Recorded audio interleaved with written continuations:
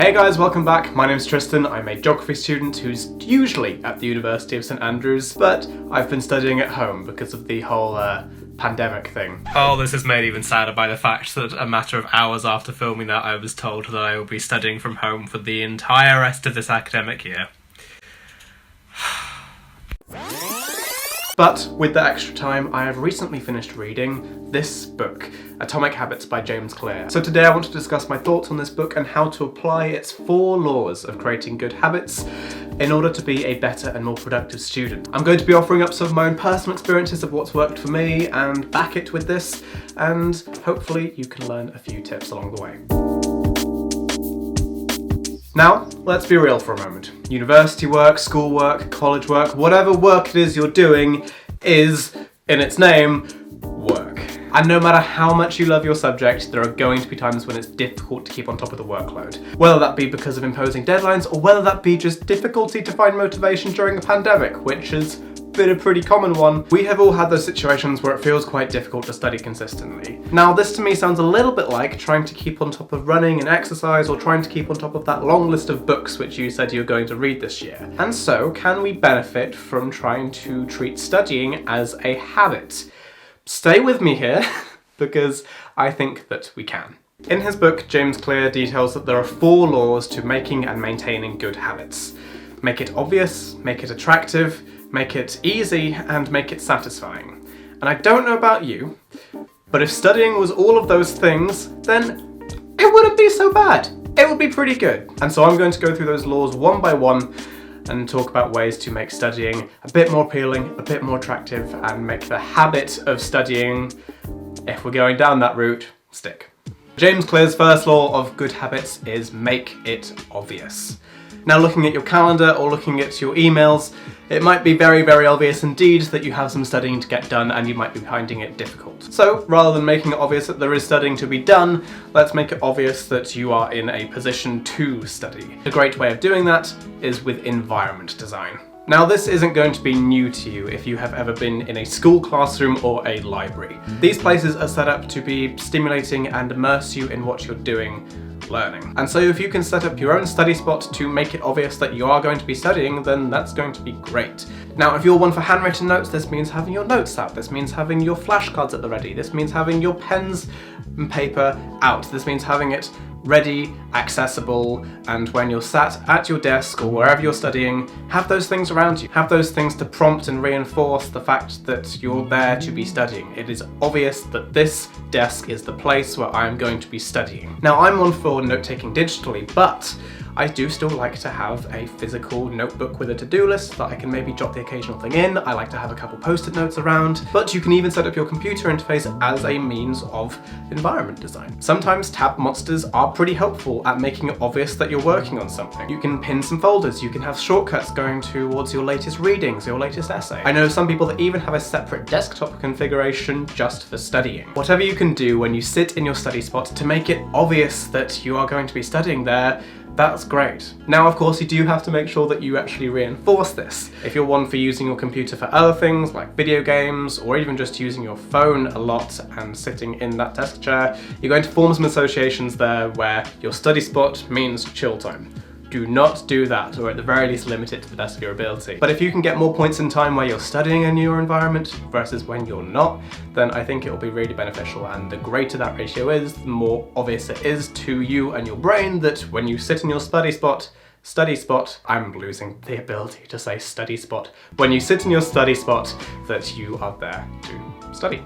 James Clear's second law is make it attractive. Now, for some people, this might just mean an unholy amount of pastel-coloured highlighters.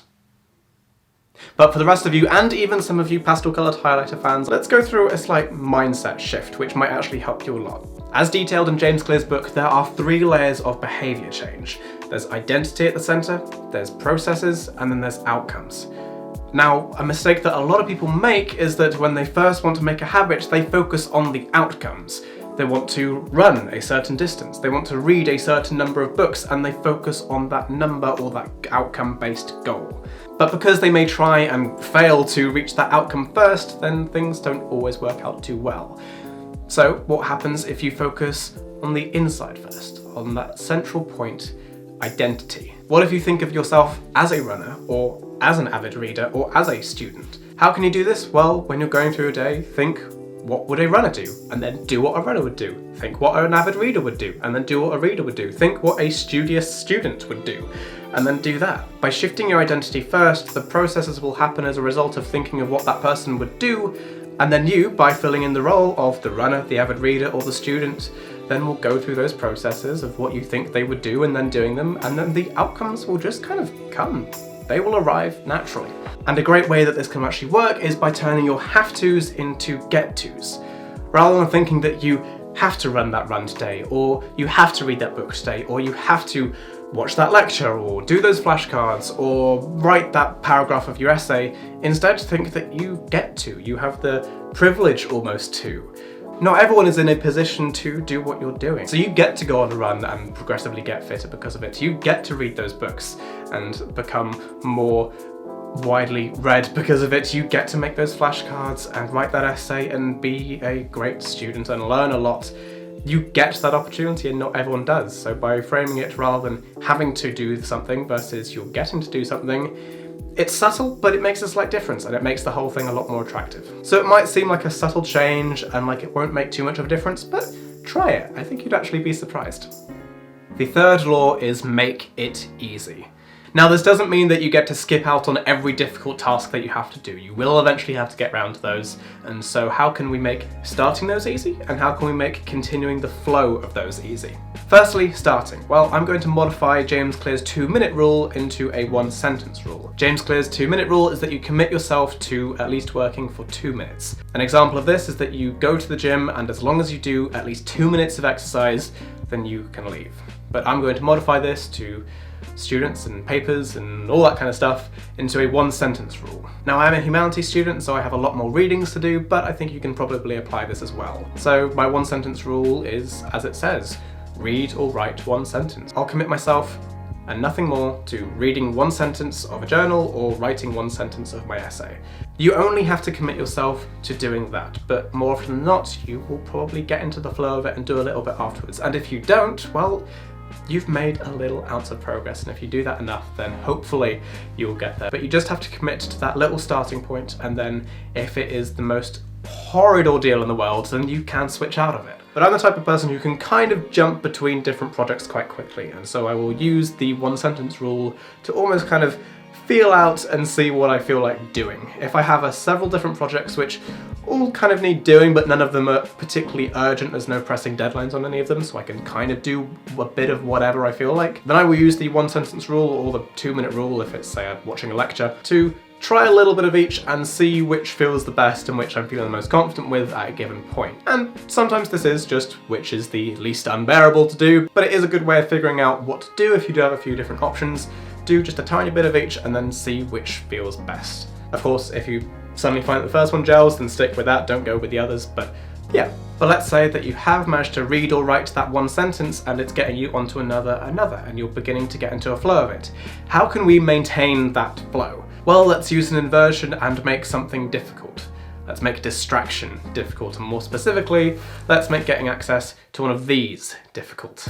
Now, depending on how seriously you want to take this, and perhaps how pressing the situation is at hand, there are a number of different scales that you can try. So if you're just distracted by the pings, then turn your phone on to Do Not Disturb for a while. Another thing you can do is put your phone at the other side of a room or in a cupboard, and you can even use an app like Forest or some other equivalent that locks you out of your phone for a given time. And if you want to take an extreme measure, which I haven't done personally but have been the facilitator of, then give your phone to someone else entirely. Yes, genuinely. Now, I've not personally used this, but I do have a friend who has, and I will let him talk about his experience with that for a moment now. In the hour that you had my phone, yeah, I solved the economic crisis in 2008, I've solved world hunger, sorted out all the wars in the Middle East, and had time to do my lecture. Is that convincing enough for you? I mean, I'm pretty sure it works, didn't it? I mean, if I worked, you mean that me and Kirsten watched nearly 3 episodes of Fresh Meat? And yeah, it worked. This is not how I expected this to go. You kept this very well concealed from me. Right, so to my viewers, I'm definitely not filming this the night before, and so I hadn't quite anticipated this answer. Sometimes it works. If you have no self-control like John, then sometimes it doesn't. It's, you know, you gotta try these methods and just see what sticks. I can give you the answer you want. No. You have given your honest experience. The results can be actually pretty good, and it is a very good measure if you're in a dire situation and have a dire self-control. The final law is to make it satisfying. And this is what will make the habit stick. This is what will have you coming back again, and again. Basically, give yourself a reward, give yourself some credit, give yourself a pat on the back. I've got friends who, after doing a long bit of work, will let themselves watch an episode of their favourite show on Netflix. Now, I personally don't have any streaming services, which I know is an entire mind-blowing discussion to be had in itself. But I will watch the odd YouTube video as a reward, and I will always remember to like the video if I'm enjoying it as well. Like the video if you're enjoying it. There are all sorts of ways of rewarding yourself, you know, get yourself some takeaway, get yourself some favourite food. But another interesting way that I've had as well is having an accountability partner. And when you're talking about students, this is a study buddy. Have a study buddy. It's so useful. Now, it might not always be best if your study buddy is your best friend or someone that you know you guys will let each other off easily. It's instead good to have someone on the same course of you, who you vaguely know, you share the same course, and so you can check in on each other and talk about your plans for an essay, or have you done the tutorial reading yet? And you can even come up with a specific time to meet up and plan and talk about what your essay is going to be about and your contents of it. And so if you go over there with nothing, having not done anything, you will not do it again. The guilt will just reside in you, and you will feel horrific, and you will have lost the trust of your study buddy. How could you possibly do that? But yeah, study buddies as an accountability partner are pretty great. They've done me good. Genuinely, they've done me good. You know who you are if you're watching. Might be. But yeah, those are the 4 laws of making good habits. Make it obvious, make it attractive, make it easy, and make it satisfying. And if you can do all of those to studying, then it sounds pretty good. You're going to be a really productive student if you can do all of those and make studying an appealing thing to do, because you'll just do it more, and so your productivity is higher than you ever thought it could be. Now, whether it be for trying to make a habit out of studying, or whether it be just for trying to make habits in general, I can actually really recommend this book. I found it a really enjoyable read. I actually read it alongside my running challenge, which was last week's video, so you can go and check that out. Now, I've not gone into the super detailed reasoning for why a lot of these methods work, but this book does. It goes into a lot of the science, the history of it, and it's actually really interesting and motivating as well. It's really gotten me to think about stuff and almost understand why these work.